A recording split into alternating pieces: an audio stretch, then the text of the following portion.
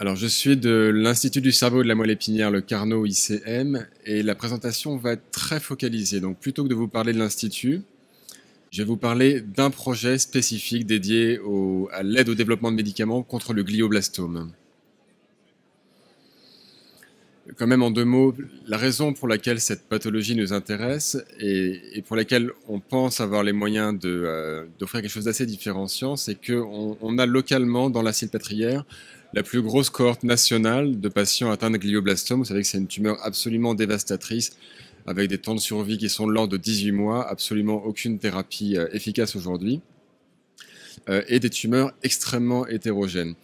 Et donc, avec cette base de recrutement fort de patients dans le domaine du glioblastome, et la capacité dans l'Institut, avec ses 25 plateformes technologiques, 700 chercheurs, etc., à mener une recherche assez pointue, on a créé cette plateforme Gliotex, dont l'objectif est d'accélérer et de personnaliser les traitements expérimentaux contre le glioblastome.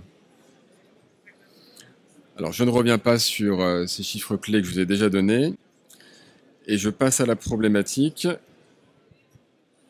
qui est évidemment celle de l'immense hétérogénéité de ces tumeurs. On estime qu'il y a à minima 40 sous-types de glioblastomes différents, donc avec des profils d'évolution tumorale et donc d'accumulation de mutations différents, des réponses au traitement totalement différentes en fonction des voies intracellulaires appliquées. Or, la plupart des développements cliniques et précliniques en cours sont assez peu ciblés. Ils espèrent pouvoir toucher l'ensemble des glioblastomes. On a donc constitué, pour avoir cette approche d'individualisation du traitement dans le glioblastome, une collection de tumeurs, de plus de 700 tumeurs, très finement génotypées et phénotypées. Et sur la base de cette collection biologique, dériver 34 lignées cellulaires primaires, uniques dans le niveau de caractérisation qu'on a pu apporter sur les altérations moléculaires qu'elles portent. Et sur la base de ces 34 lignées cellulaires uniques, on a développé 13 modèles de xénogreffes orthotopiques chez la souris, encore une fois représentant à peu près tout le spectre de l'hétérogénéité tumorale observée dans les glioblastomes.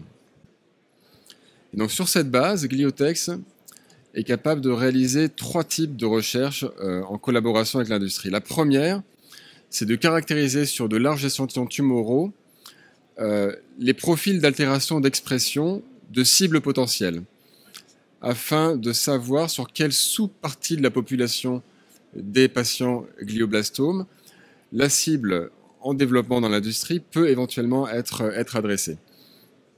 Deuxième étape, de pouvoir sur cette base développer une expérimentation in vitro pour plus finement et expérimentalement caractériser les sous-catégories de tumeurs répondant fortement au traitement expérimental. Et dernier étage de la fusée, sur la base de ces résultats, avoir des expériences de xénogreffe permettant là de voir de manière dynamique l'évolution de la tumeur xénogreffée chez une souris.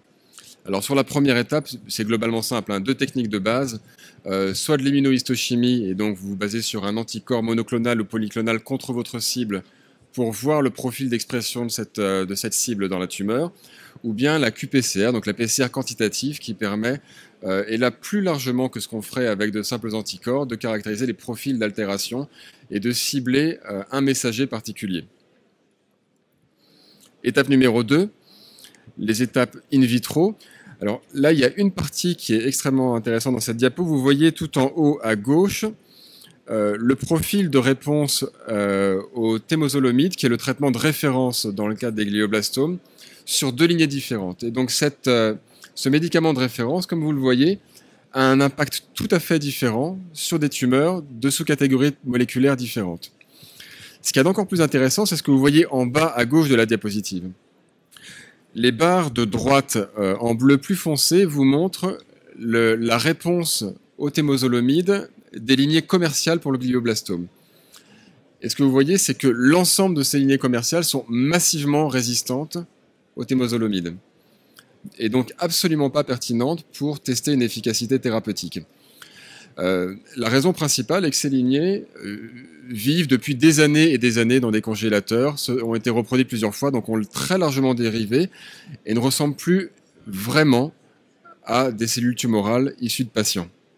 Si vous regardez maintenant la partie gauche de ce diagramme, donc en bas à gauche de la diapositive, vous voyez que lorsque vous partez de tumeurs fraîches que vous avez finement caractérisées, là vous voyez réellement, pour ce traitement de référence, des profils de sensibilité tumorale extrêmement variables.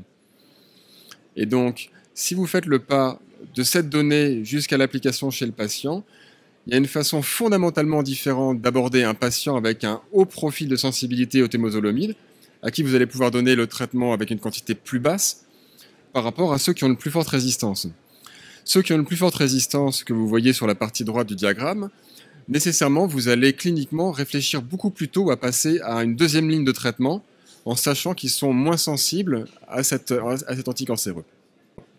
Donc ça illustre l'apport fondamental d'avoir une caractérisation très fine et très différenciée des sous-types tumoraux pour développer des protocoles thérapeutiques individualisés dans le cadre du GBM.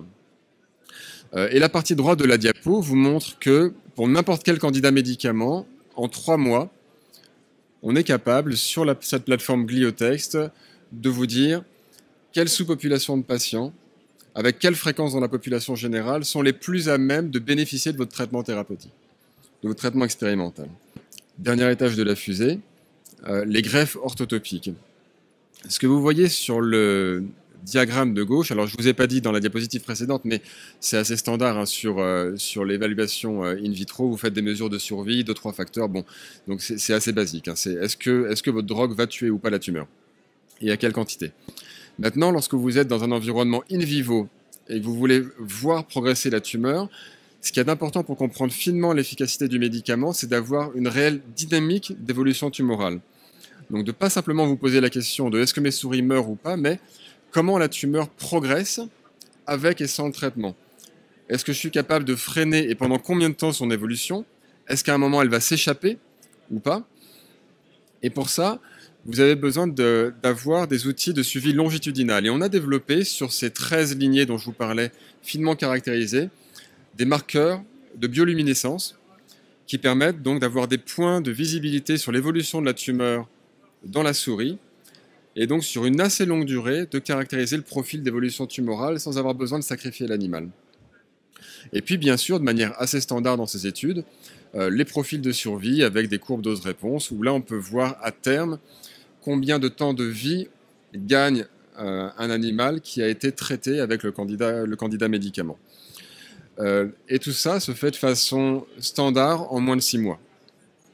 Donc vous voyez en résumé qu'avec Gliotext, on a, en suivant la charte des instituts Carnot, qui est le fait de mettre la démarche qualité au centre du développement, créé une batterie d'outils extrêmement standardisés, pilotés par une démarche qualité, pour développer de manière fine et individualisée des candidats médicaments pour cette pathologie dévastatrice qui, encore une fois, aujourd'hui, tue n'importe qui en moins de 18 mois.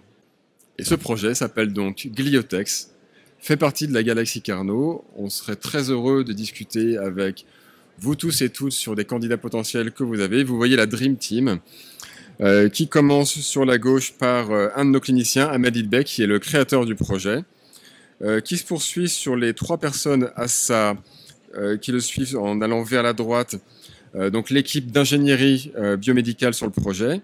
Ensuite, le professeur Jean-Yves Delattre, qui est le patron de la neurologie à la Pitié-Salpêtrière et le patron du département sur les tumeurs neuro-oncologiques. Et on suit par la neuropathologie et par nos experts business développement, Claire Roudot, n'hésitez pas à la contacter, et Ségolène Aimé, experte en maladies rares, puisqu'elle est créatrice d'Orphanêtre et qui coach maintenant le projet. Je crois que j'étais un petit peu plus rapide que prévu, ce qui peut vous laisser le temps pour un café avant la prochaine présentation. Merci beaucoup et n'hésitez pas si vous avez des questions.